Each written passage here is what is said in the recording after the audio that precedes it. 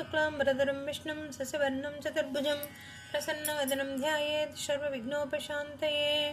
ओं सर्वमंगलमांगल्ये शिवे सर्वार्थसाधिके शरण्ये त्र्यंबके देवी నారాయణీ నమోస్తుతే. శ్రీమాత్రే నమః. శ్రావణ మాసం సందర్భంగా లలితా సహస్రనామంలో ప్రతి నామానికి అర్థం తెలుసుకుందాం మాస్టర్స్ ఈ నెల రోజులు. మరి ఈరోజు మొదటి నామం యొక్క అర్థం. మొదటి నామం శ్రీమాత శ్రీ మహారాజ్ఞి శ్రీమత్సింహాసనేశ్వరి. శ్రీమాత, మాత అనగా తల్లి. తల్లి అంటే ఎవరు? తన తనువు నుండి రూపం తీర్చి కూర్చి ఇచ్చేది తల్లి. లోకంలో ప్రథమ గౌరవం అందుకునేది తల్లి. ఎందుకు అంటే తన దేహం నుండే మనకి జన్మనిస్తుంది. అట్లాంటి మాతృమూర్తికి మనం ఎప్పుడు మొదటి గౌరవం ఇవ్వలసిందే. మాతృదేవో భవ పితృదేవో భవ అని మనకి ఉపనిషత్తులు తెలియచేసినాయి. తల్లినే మొదటి దేవతగా భావించమని ఉపదేశిస్తుంది. అందువలన సర్వసృష్టికి తల్లి పాత్రధారి అయిన బ్రహ్మము శ్రీ. సర్వ జగజ్జనని అయిన బ్రహ్మమును శ్రీమాత అను పదం తెలియచేస్తుంది. దేని నుండి సర్వభూత ప్రపంచము ఉద్భవించిందో అట్టి బ్రహ్మమును తెలియచేయు ఉపనిషత్ పదమే శ్రీమాత. అనగా శ్రీయను బ్రహ్మమునందలి మాతృధర్మాన్ని స్మరించు నామము శ్రీమాత. మహారాజ్ఞి అనగా సర్వసృష్టిని పరిపాలించు సర్వ స్వతంత్రాధికారి అని అర్థము. జన్మించిన సర్వ జగత్తు దేని వలన జీవనం కలుగుతుందో, దేని వలన పోషించబడుతుందో అట్టి సగుణ బ్రహ్మమే మహారాజ్ఞి అని అర్థము. శ్రీయను సగుణ బ్రహ్మము యొక్క మహనీయ పోషణ శక్తి శ్రీ మహారాజ్ఞి.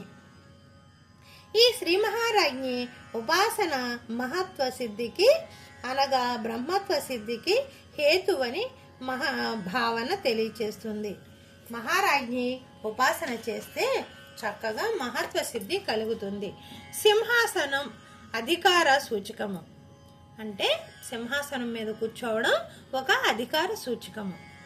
జగత్తును లయింపజేసే అధికారం సింహాసనము. లయకారిణి సింహాసనేశ్వరి.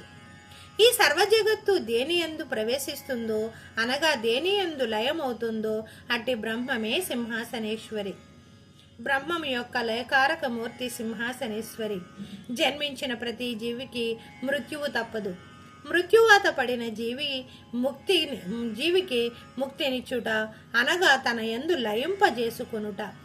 ఇక్కడ ముక్తి కలగడం అంటే అమ్మ మనల్ని మరణం తర్వాత అమ్మలోకి లయం చేసుకోవడం అని అర్థం. అయితే లయింపజేసుకొనుట లేదా వాని కర్మానుగుణమైన యోనులయందు జన్మింపజేయుట సింహాసనేశ్వరి యొక్క అధికారము. శ్రీమత్ శోభతో కూడినది అనగా సింహాసనాధికార దర్పమును శోభ సమన్విత సర్వాధికారమూర్తి శ్రీమత్ సింహాసనేశ్వరి అని చక్కటి అర్థం. ఇక్కడ చివరిగా మనం చెప్పుకోవాల్సిన మంచి అర్థం ఏంటంటే శ్రీమత్ సింహాసనేశ్వరి అని అంటే నాయందు ప్రాణశక్తిగా ఉండి ఉన్న పరదేవతను శ్రీమత్ సింహాసనేశ్వరి. ఆమెయే శ్రీయను బ్రహ్మము. దేహి అందలి పరబ్రహ్మమే శ్రీమత్ సింహాసనేశ్వరి.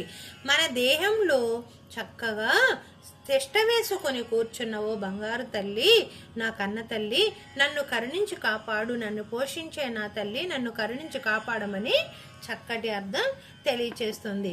ఇక్కడ దేవత ఎక్కడో లేదు, మనలోనే ఉన్నదని మొదటి నామం అద్భుతంగా తెలియచేసింది. చూడండి, నా యందు ప్రాణశక్తిగా ఉండి ఉన్న పరదేవత శ్రీమత్ సింహాసనేశ్వరి. ఆమెయే శ్రీయను బ్రహ్మము. మన దేహం నందలి పరబ్రహ్మమే శ్రీమత్ సింహాసనేశ్వరి అని మొదటి నామము అద్భుతమైన అర్థాన్ని తెలియచేసింది. అందుకని ప్రతిరోజు చక్కగా ధ్యానం చేసి మనలో కొలువై ఉన్న సింహాసనేశ్వరి యొక్క చక్కటి రూపాన్ని, ఆవిడ యొక్క శక్తిని మనం తెలుసుకుందాం masters. Thank you so much. ప్రతిరోజు ధ్యానం చేద్దాం, స్వాధ్యాయం చేద్దాం, సత్సంగం చేద్దాం. అమృతతుల్యమైన శాకాహారం సేవించి సంపూర్ణ ఆరోగ్యంగా ఉందాం.